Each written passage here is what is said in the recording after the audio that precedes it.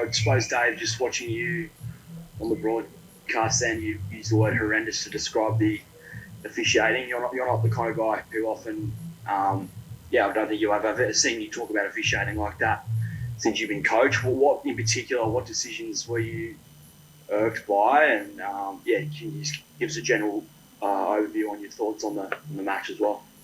Yeah, you're right. I make a real point not to criticise referees, and we hand reports in and we seek a bit of clarity around things. But we did that after the Scotland game.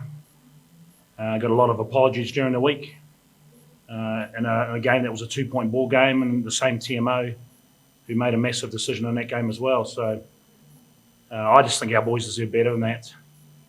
And, that's the reason why I spoke up after the game. So, it's not going to help us getting apologies during the week. The game's gone. Do you have an issue with the red or with Curly's yellow or with their knockdown, which ended up being a knockback? Or which of those decisions at all? No, I don't have an issue with a red card because that's the way it's being refereed nowadays.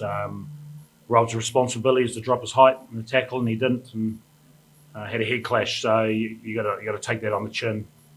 I wasn't happy with Kirtley's yellow card. He's making an effort to wrap two arms. It clips his hand on the way through. They find a yellow card for that. And yet Tompkinson slaps the ball down in open play. Somehow they say that didn't go forward when he's facing forward.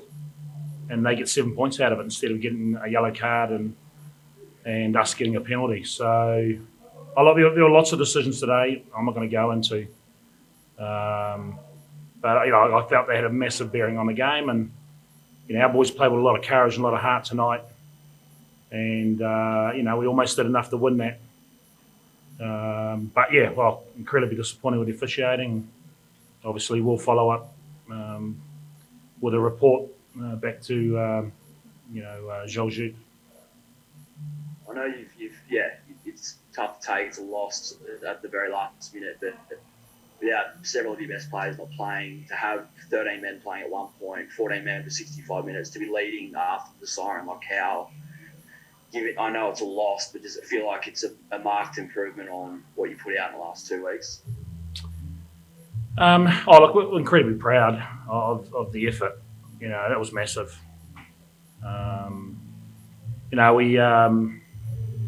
We said we're going to empty out the tank for each other, and when you're one short and two short, you've got to do that. And so heaps of character, and, we got put under the blowtorch, and I thought the boys responded really well. So I look really proud of the guys, but, as I said, I feel they deserve better.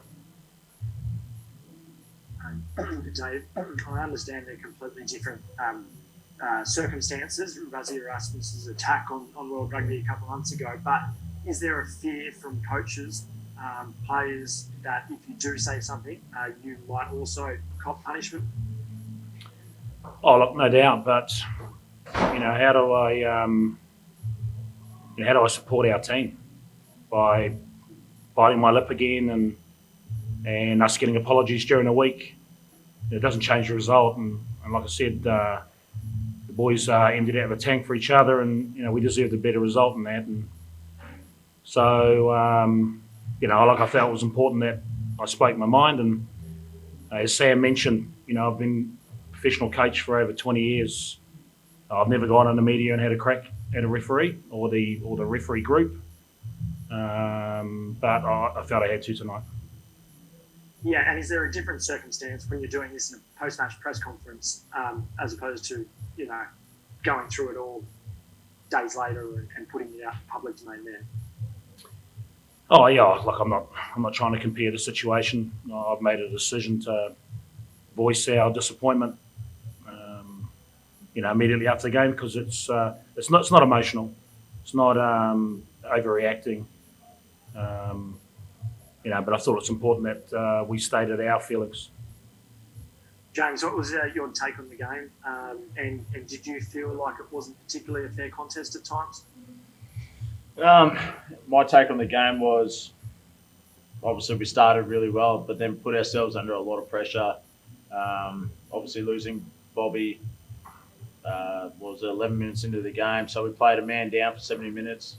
Then we lost Kirtley as well. So those moments really, really hurt us and put us under a lot of pressure. And to be in the game towards the end of the game, I was extremely proud. And the disappointing thing was we could have easily won that one.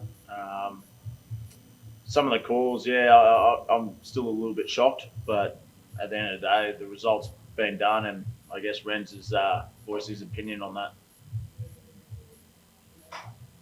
Dave, can I ask, generally, how do you find the officiating going? You mentioned you've been a coach for a long time, in the game for a long time, but this involvement of the TMO and the way the game's refereed at the moment, are you fine with that overall?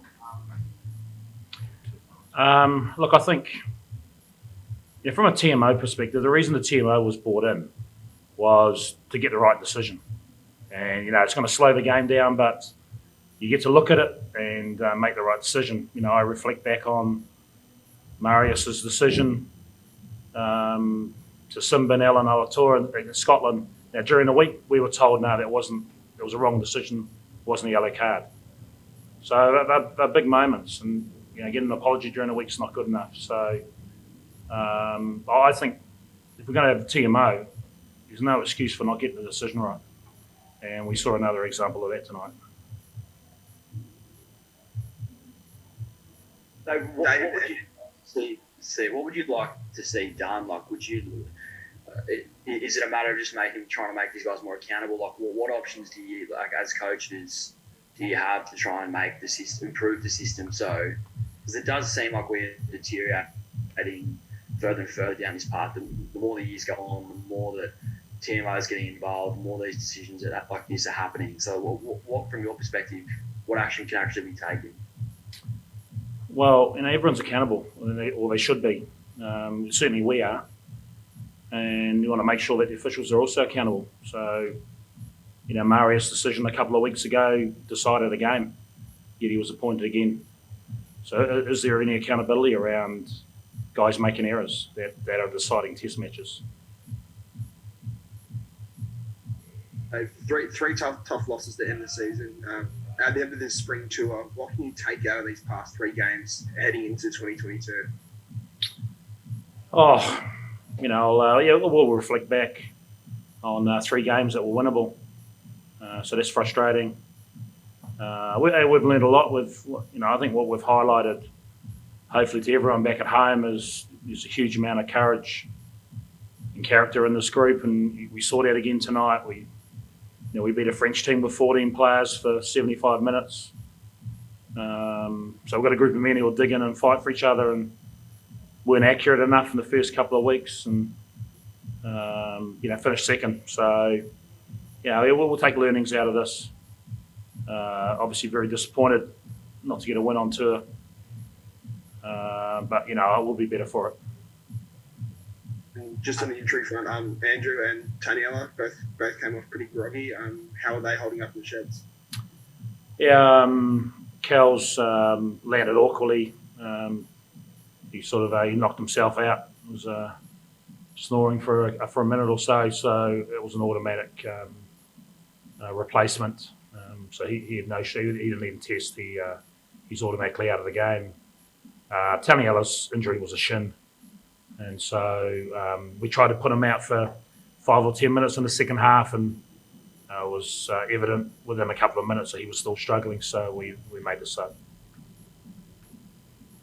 Dave, discipline's been an issue. Obviously, you've spoken about it quite a lot. Is this down to the players now, or as coaches, can you do any more to address these issues? Yeah, look, I thought we were a lot better disciplined tonight. I think the penalty count was 13, and we'd argue a number of those. But we've got to be better. We've lost the penalty count in all 3 games we've played up here, and so we've clearly got to adjust better. And I take responsibility for that. We're not blaming the players. We've got to make sure that we're disciplined and that we understand that there's consequences for that on game day. We've got to make sure there's consequences during the week. So, we have to be better there. Last couple of things, guys. Dave, can you just give us an assessment of the European-based players that came and joined the squad? they featured prominently tonight. Kirtley, particularly.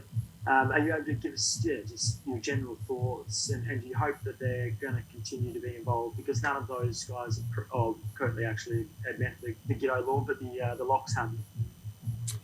Yeah, look, we really appreciate their input, not just on the field on game day, but in all our meetings and our reviews and training. And I like the good men, the passionate Australians who want to be Wallabies. And we've appreciate the support of the board to bring a few guys back this year, and they've all enjoyed the culture, and but we'll find out. We'll sit down with the board and review the G'day law and get an idea of what that looks like beyond this year.